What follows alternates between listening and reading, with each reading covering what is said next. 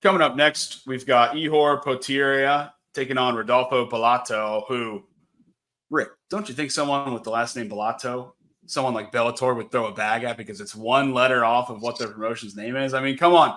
But anywho, that's besides the point. We have an awesome light heavyweight fight coming up here, and it is pretty one-sided as far as the betting odds go. Rodolfo is all the way up to minus 455 on most sites. And we've got Potieria at his best odds at plus 340, but typically around plus 300, plus 320, most places you look. As far as Rodolfo goes, the guy's a fucking tank. He is an absolute tank. And a fun fact for you, he's got 2 losses. Both of them are to Vitor Petrino, who we have talked about a bit on this podcast.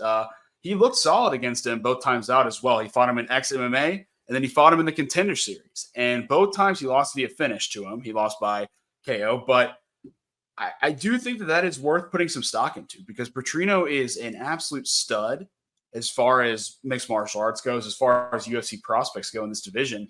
And that's who Bellato has lost to both times. That's kind of been his kryptonite guy, similar to Izzy with Pereira, right? Maybe we'll see that link up here down the road. But for me, I think it's very interesting that he came in on the Dana White Contender Series again, was pitted against the Dagestani fighter Taha as a plus 225 dog, and he just walked him down and finished him. Guys don't do that to Dagestani fighters like that often. And I find that very impressive, and that's the type of style you're going to see out of him. He's going to walk you down. He's going to gas you out. That's what he did against Petrino. And Petrino caught him at the right time in one of their bouts, and that's what put him out. And like that's going to get any guy. That's not necessarily something that's detrimental to his style necessarily.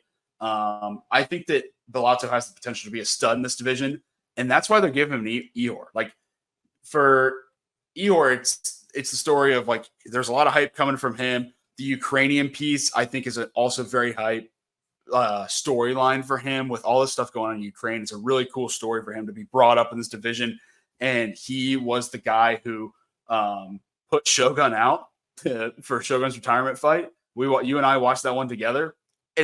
I put no stock in that because I thought Shogun looked okay in that fight, which is saying a lot. Shogun was 42, 43 during the time of that fight.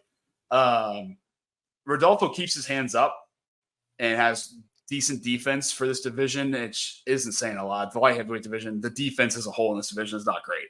I just don't think that what Ihor has to offer is going to be any threat to Bellato's style. I think if you have a solid takedown or submission game, you could probably catch Bellato, but it's not really something that the Ukrainian is going to catch him with.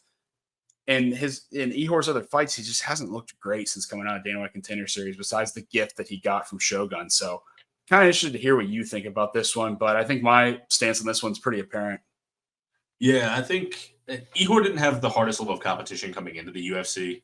He was 19-2 coming into the UFC, and a lot of those guys 1-2, 3-2, 1-6, 3-2. Like he didn't really face much competition, and so he really ran his way up the ladder there. He's got a number of submissions to his name, but really hasn't used it at all really in his UFC career. So I doubt this is the fight to use it against Bellato, who has 4 submissions to his name. He's a third-degree black belt. And he's gotten them in different ways, too. He's got leg locks. He's had triangles. He's got a bunch of different ways he can do it. And his defensive wrestling is pretty solid as is. So I expect this fight to stay on the feet.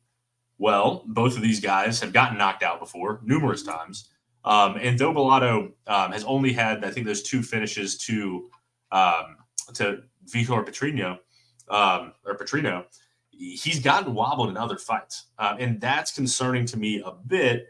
But Potieria, in the same sense, has gotten wobbled in even more fights. And they both sort of walk into fights. Yes, Bellato keeps his hands up, but because he's the aggressor and is going to walk guys down, he can walk into shots. And at light heavyweight, you can't just walk into every shot. You're going to get dropped and you're going to get put out if you get hit clean. I'm not saying that there's value on the Potieria side. I haven't been wowed with him, much like your take on Shogun. He didn't really look great. Like he doesn't react to leg kicks well. In Bellato, and I know I said this in the last fight, this is sort of the case for a number of fighters on this card. Bellato's got great calf kicks. If he can start that early and then really be able to slow down Potieria, and then he can mix it up pretty well as well, then we could be in for a slaughtering of Potieria. And so I emphatically have Bellato. I'm not going to put him any parlays. I might bring somebody down for -200 later in the card, but I haven't really decided on that yet. But right now, no play for me. I've got Potieria, or sorry, not Potieria. I just combined the two of them. Bellato pretty solidly in this fight. Interested to see how the debut goes, and interested to see if Potieria can remind people that, hey, he's a finisher, and he can survive a little bit, because Olberg just shut his lights out early in that fight. But yeah, I'm on Bellato. What about you? Seems like you're on Bellato. I'm also on Bellato, but I'm with you. When you hit odds this high, once those odds hit north of -300 or even -350, you just can't throw that into a parlay anymore. It doesn't throw much value. To your point, you have to pair it with something that's like -200, -190, 180, whatever, and to actually get any value out of it. So I'm not going to take a betting angle on this one, but I that's my pick for the fight, and I can't wait to watch him beat the brakes off of Ihor. I think that there could be some prop potential. There's not enough prop markets out right now as we record this Tuesday evening, but that's something to check out our Twitters for. So follow me on Twitter at AndyHH Sports. Follow Rick on Twitter at RickHH Sports. Rick tweets out even more plays after the podcast than I do for UFC. So definitely give us both a follow if you're looking for stuff to kind of follow up with your listening with your tape study with, because we will give out more plays. But nothing betting wise here for us. We're both going with Bellato, not to be confused with Bellator. And coming up next, one last point too to finish off that point. Make sure to follow us for future cards as well, because we'll be looking at some tape and some stuff throughout this weekend and throughout the rest of this week. So make sure to get on lines early, because there's a lot of lines you can get on early and get some good value in. One of which I got in early on this card, and I'll bring it up later. But yeah, make sure to follow us to capitalize on what you were about to say. Both of us going Bellato. I might look into a first round prop, but right now the under is at 1.5, and the under is -185. So. We'll see a finish in this fight. Both of us going Bellato, and we will see you back for the Steve Garcia versus Melquizael Costa fight next. See you there.